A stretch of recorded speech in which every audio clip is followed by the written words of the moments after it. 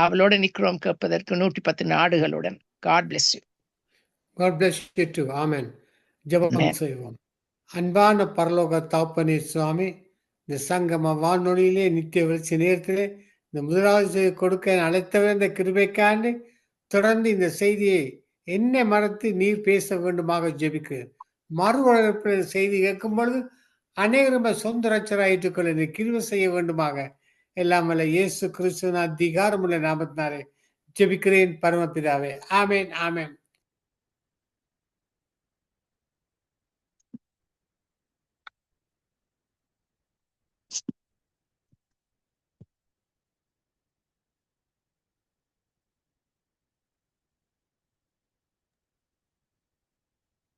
ஐயா உங்களோட மைக் ஆஃப்ல நிக்க ஐயா.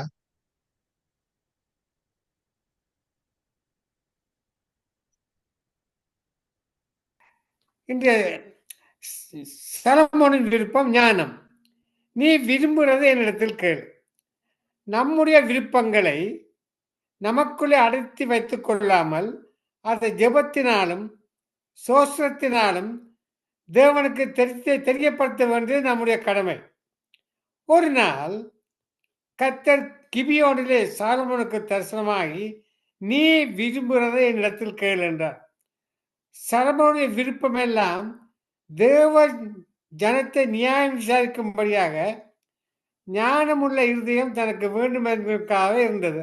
அப்பொழுது தேவன் சாலமோனை நோக்கி, இந்த விருப்பம் இருதயத்தில் இருந்தபடியாலும் நீ ஐஸ்வர்யத்தையும் சம்பத்தையும் கனத்தையும் உன் பிராணனையும் நீடித்த ஆயுளையும் கேளாமல் நான் உன்னை அரசால பண்ண ஜனத்தை நியாயம் விசாரிக்கத்தக்க ஞானத்தையும் விவேகத்தையும் நீ கேட்டபடியினாலும் ஞானமும் விவேகமும் தந்தது மட்டுமல்லாமல் உனக்கு முன் இருந்த ராஜாக்களும் உனக்கு பின் இருக்கும் ராஜாக்களும் இல்லாத ஐஸ்வர்யத்தையும் சம்பந்தையும் கனத்தையும் உனக்கு தருவேன் என்றார். 2 நாளாம் 1:11-12.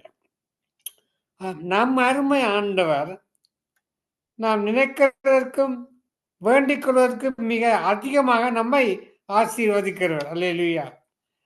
நாம் விரும்புவதை நமக்கு தருவார். நாம் கேட்காத மேன்மைகளை தந்துள்ளார்.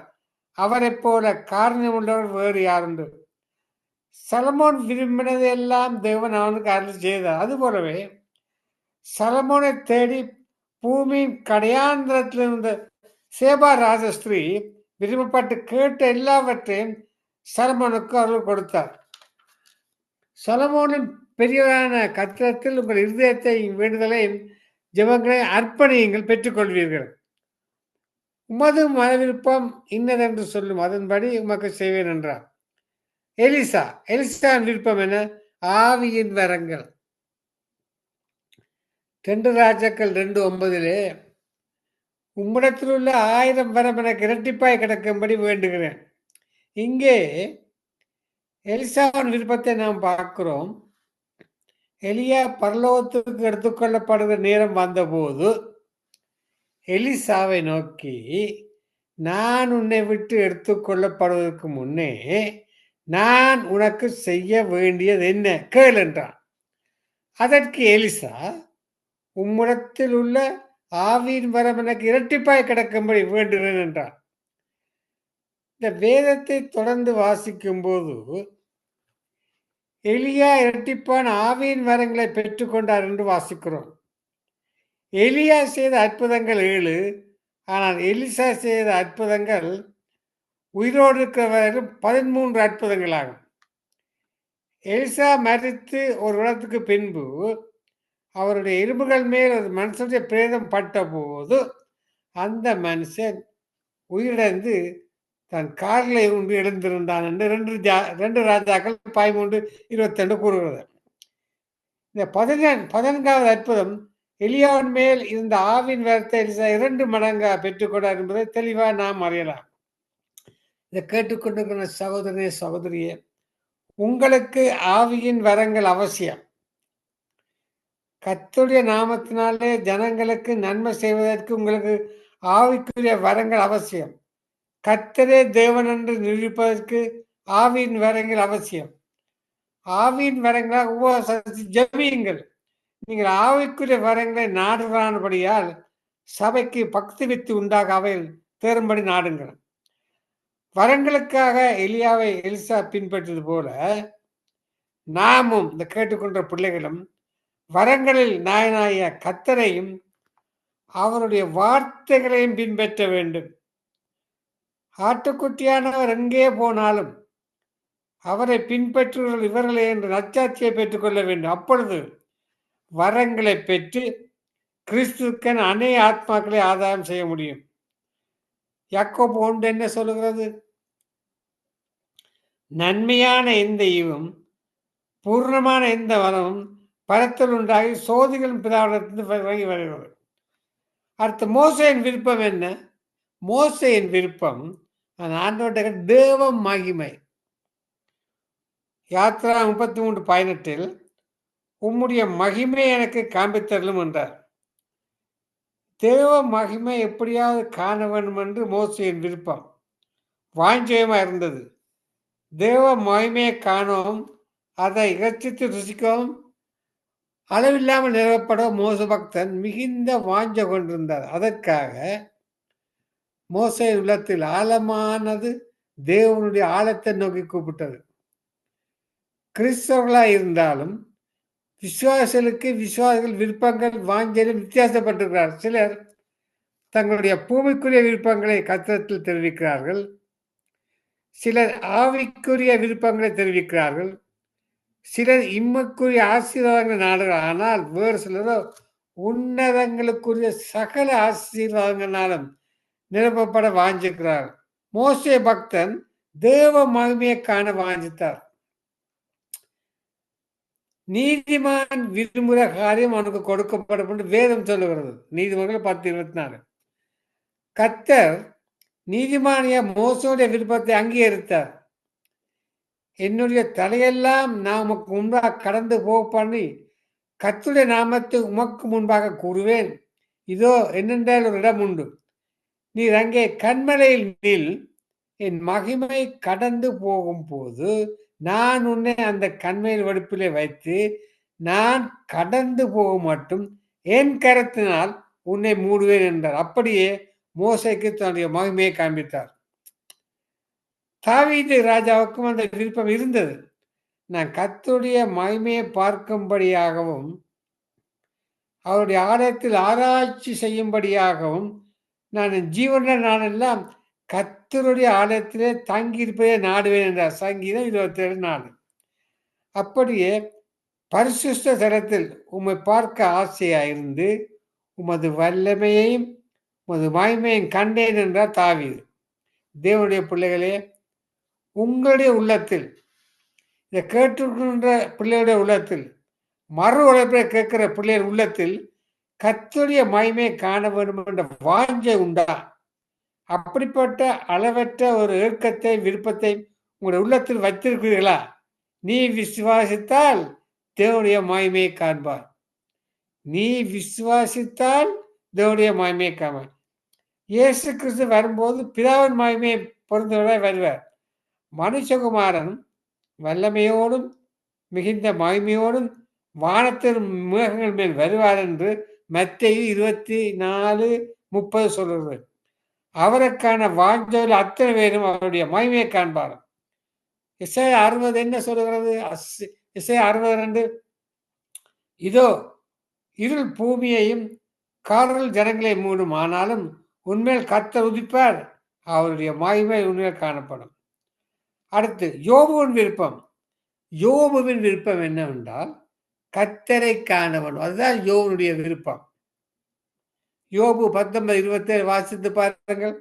யோபு 19:27 அவரை நான் பார்ப்பேன், அந்நிய கண்கள் அல்ல, என் கண்களே அவரை காணும், இந்த வாஞ்சியால் என் உள்ளந்திரியங்கள் எனக்கு சோர்ந்து போறது என்றார். நீதிமானியா யோவின் விருப்பம் என்ன? என் மீட்பரை காண வேண்டும் என்பதே ஆகும். ஆகவேதான் அவர் அந்த நாளை அவரோடு எதிர்பார்த்தார். என் மீட்பர் உயிரோடு இருக்கிறார் என்றும் அவர் கடைசி நாளில் பூமியுமே நிற்பார் என்றும் நான் அறிந்திருக்கிறேன். என் தோல் முதலானவை அழுகி போன பின்பும் நான் என் மாமசத்திலிருந்து தேவனை பார்ப்பேன், அவரை நான் பார்ப்பேன். அந்நிய கண்கள் அல்ல, என் கண்களே அவரை காணும். இந்த வாஞ்சியால் என் உள்ளந்திரியங்கள் எனக்கு சோர்ந்து போகிறது என்று யோபு 19 அதிகாரம் 25 27 வாசிக்கிறோம்.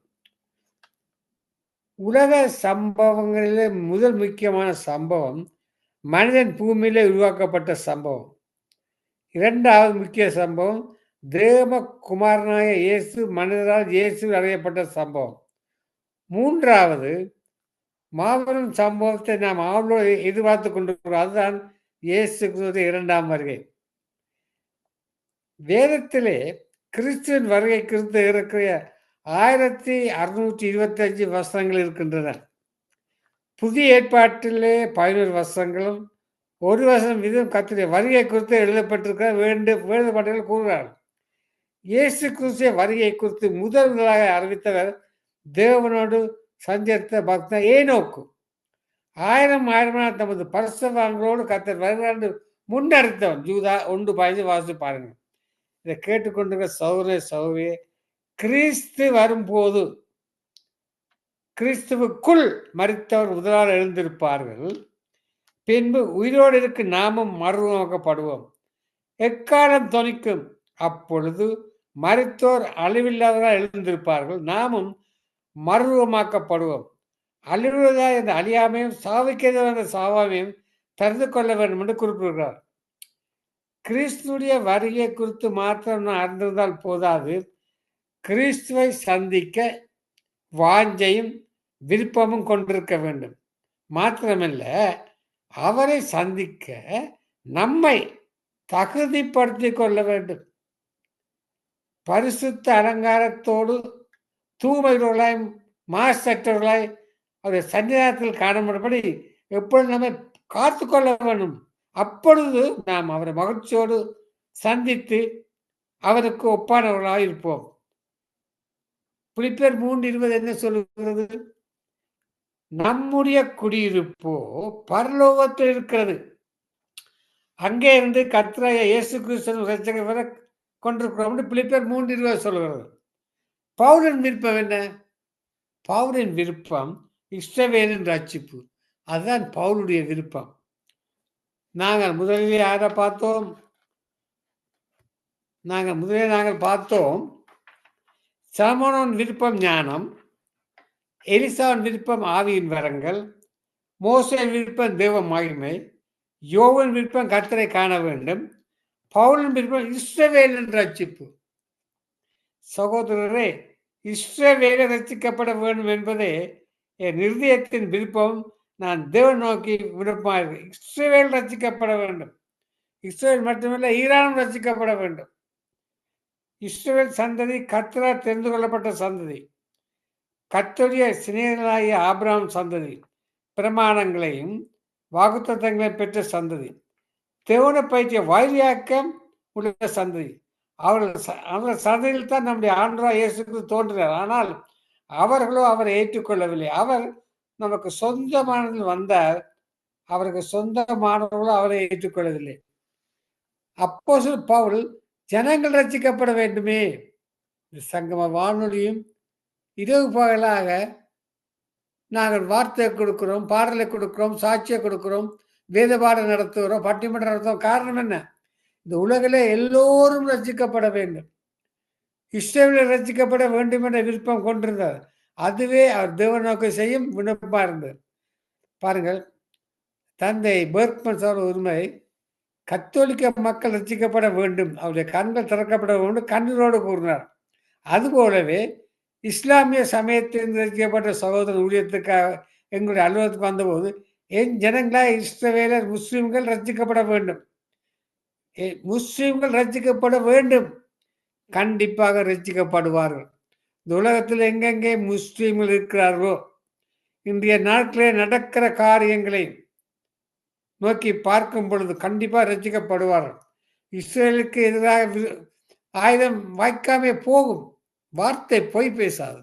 இஸ்ரவேலை எவரும் அசைக்க முடியாது, எதிர்க்க முடியாது, நசுக்க முடியாது. காரணம், வார்த்தை சொல்லுகின்றது. நாம் மாத்திரம் ரட்சிக்கப்பட்டு நம் பிள்ளைகளோ நம் உடன் பிறந்தவர்களோ கர்த்தருடைய வழியிலே காணப்படாமல் போனால் எத்தனை பரிதாபமானது.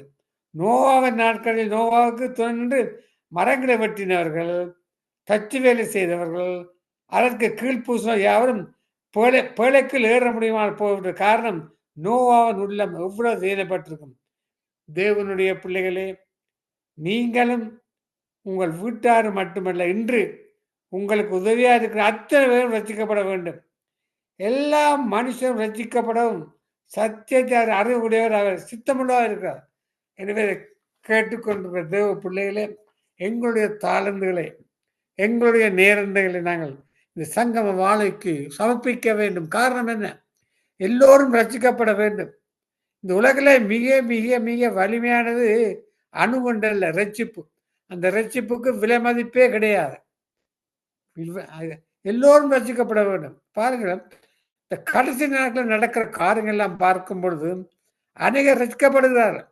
அநேக முஸ்லீம்கள் ஆண்டவர் சொந்த ரட்சியாக ஏற்றுக்கொண்டிருக்கிறார்கள். காரணம் என்ன? ஆண்டவருடைய திட்டங்களை இவங்களால் அறிந்து கொள்ள முடியாது. அவர் ஏன் இந்த போரை கொண்டு வருகிறார், ஏன் இப்படி நடக்கணும், எங்களால் அறிந்து கொள்ள முடியாது. வேதம் சொல்லுகிறது. கண்டிப்பாக ஒரு நாள் முஸ்லீம்கள் எல்லா ஜாதியாரும் தேவனை நோக்கி பார்ப்பார்கள். கண்டிப்பா நடக்கும். இது கர்த்தருடைய திட்டம். ஜெபம் பண்ணுவோமா? அன்பான பரலோக தகப்பனே சுவாமி, இந்த செய்தியை ஆசிரியத்து அந்த கிருபைக்காண்டி தொடர்ந்து செய்தி மறுவரை போகும்பொழுது கேட்கிற பிள்ளை சுவாமி, இந்த செய்தியை கேட்டு அவர்களும் இந்த அறிவை பெற்றுக்கொள்ள நீ கிருபை செய்ய வேண்டுமாக. எல்லாம் அல்ல இயேசு கிறிஸ்துவின் அதிகாரமுள்ள நாமத்தினாலே ஜெபிக்கிறேன் பரமபிதாவே. ஆமென், ஆமென். ஆமென், ஆமென். நன்றாக ஒரு வார்த்தையை கொடுத்தீர்கள்.